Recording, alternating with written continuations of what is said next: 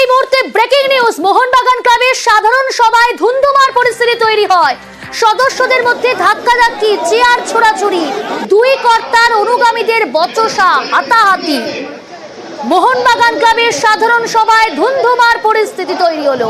সদস্যদের মধ্যে ধাক্কাধাক্কি এখানেই শেষ নয়, চেয়ার ছোড়াছুড়ি, দুই কর্তার অনুগামীদের বচসা, হাতাহাতি।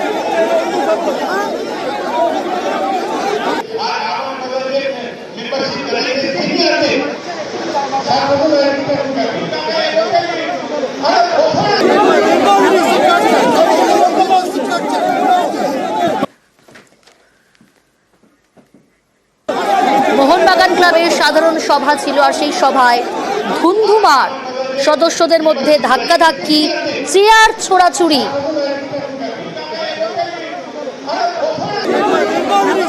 চেয়ার তুলে মারামারি পর্যন্ত, দুই কর্তার অনুগামীদের বচসা, হাতাহাতি।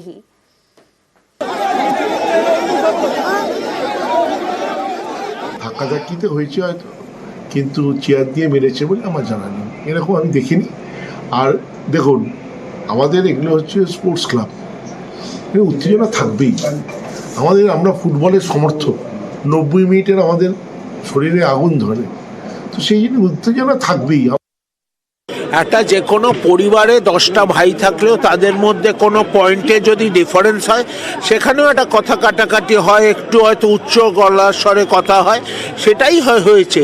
তো আমার মনে হয় না মোহনবাগানের পরিবারে কোনো ঝামেলা আছে। প্রচুর উৎসাহ, মানে এটা কিন্তু একটা প্রাণের লক্ষণ।